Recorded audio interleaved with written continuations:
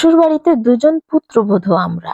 আমি ছোট, আমার বড় জায়ের বিয়ে হলো মাত্র 5 বছর হলো। ওনাকে বড় আপা বলেই ডাকে। ভাসুর আমার যাকে পছন্দ করে বিয়ে করেছেন, ওনার বাবা মা কেউ নেই। ছোটবেলায় বাবা মা হারিয়েছেন, উনি নানার বাড়িতে মানুষ হয়েছে।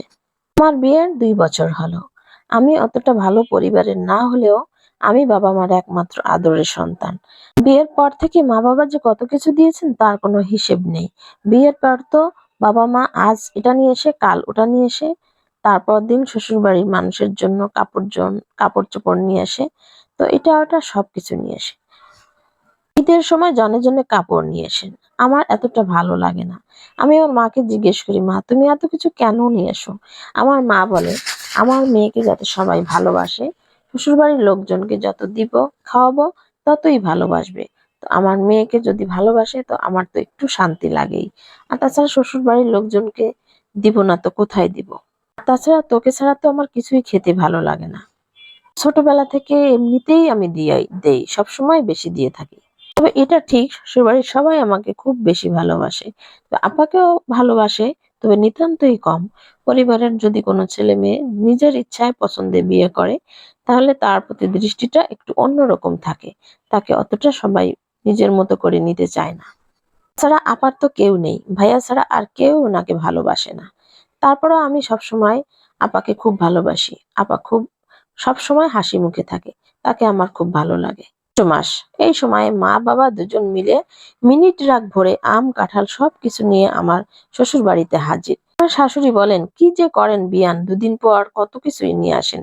আমার মা শুধু হাসেন। শাশুড়ি মা সবসময় পরিচিত মানুষের সঙ্গে বলা বলি করে। আমার ছোট বৌমার বাবার বাড়িতে এটা নিয়ে আসছে, ওটা নিয়ে আসে, এটা আসে। এটা শুনে আমার আপার মুখটা একটু কালো হয়ে যায়, একটু অন্যরকম হয়ে যায়। কিন্তু তার বাবার বাড়ি থেকে যে কিছুই নিয়ে আসে না সেটা কিন্তু না, তবে নিতান্তই কম। অনেক পরিবারে দেখেছি দুই জায়ের মধ্যে একটু বিভেদ, হিংসা বিদ্বেষ এগুলো থাকে। এমনকি বাবার বাড়ি বড়লোক নিয়ে অনেক প্রতিযোগিতা থাকে, কিন্তু আমার এগুলো ভালো লাগে না। আমার মধ্যে এগুলো নেই, হিংসা বিদ্বেষ একবারেই আমি পছন্দ করি না। আমি আপাকে খুব ভালোবাসি, বোনের মতো দেখি।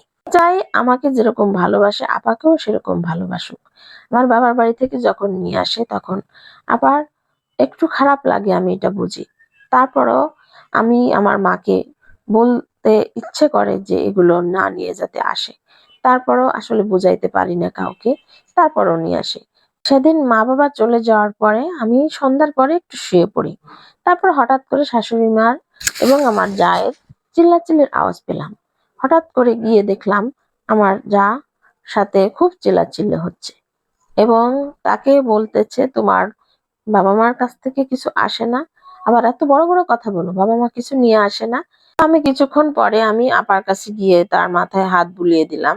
দেখে আমি দেখতেই সে কান্না করে দিল এবং সে আমাকে বলল, আমি তোমার নামে কিছু বলিনি, আমাকে তুমি ভুল বোঝো না। আমি একটু অসুস্থ ছিলাম, শরীরটা অত ভালো লাগছিল না। কিছু সবজি কেটে আমি বাকিটা কিছু কাজ রেখে দিয়েছিলাম। তো শাশুড়ি মা এসে বলল, এই কাজগুলো কেন করনি, এগুলো কার জন্য রেখে দিয়েছো? বলল যে ছোট বউ এগুলো করে নিবে। উত্তরে শাশুড়ি মা বলল, তুমি সব কাজ করবে, তুমি বেশি কাজ করবে, কারণ তোমার বাবার মা বাড়ি থেকে কিছু আসে না। ছোট বউমার বাবার বাড়িতে অনেক কিছু আসে, সে সবসময় কাজ একটু কম করবে। তুমিই বলো, আমার না আছে ভাই, না আছে বাবা, কে আমার এত কিছু দিবে? তুমিই বলো, আমার একমাত্র মাই আছে, সে আছে অন্যের ঘরে। তো যাই হোক, অন্যের ঘরে বসে তো আর এত কিছু দেওয়া যায় না। তোমার বাবা মার কাছ থেকে যখন এত এত কিছু জিনিস আসে তখন আমার নিজেকে অনেক ছোট মনে হয়। তখন আমার খুব খারাপ লাগে, কারণ আমার বাবার বাড়ি থেকে তো এত কিছু আসে না। আর এই জন্যই আমি শ্বশুর বাড়িতে এত অবহেলিত এবং বঞ্চিত। আমাকে কেউ অতটা ভালোবাসে না, একমাত্র তোমার ভাইয়া ছাড়া। আপাকে বললাম, আজকের পর থেকে আপনাকে কেউ কিছু বলতে পারবে না, কোনো কষ্ট দেওয়া কথা বলতে পারবে না। আপা বলে, কি করে সম্ভব, কি করবে তুমি? আমি আপাকে কথা দিলাম যে আমি আজকের পর থেকে আপনাকে কাউকে বেশি কথা বলতে দিব না, আমি আমার শাশুড়ি মাকে বুঝাবো। তখন আপা খুব খুশি হয়ে গেল যে তুমি এত কিছু পারো কি করে, তোমাকে আসলে আমি বোনের মতো ভালোবাসি। তার পরের দিন আমার মাকে ফোন করে বললাম, মা তুমি আর আমার শ্বশুর বাড়িতে একদিন দুই একদিন পর পর এত কিছু আনবে না, কারণ এতে আমার আপার খুব কষ্ট পায়, এতে তার মুখ ছোট হয়, অনেক কথা শুনতে হয়। তো আমার মা খুব ভালো বলল যে, মা তুই এত ভালো, ঠিক আছে আজকের পর থেকে এরকম আমরা আর করব না। গল্পের সঙ্গে আমার জীবনের কোনো মিল নেই, এটা আমি সংগ্রহ করেছি শুধু বিনোদনের জন্য। ধন্যবাদ।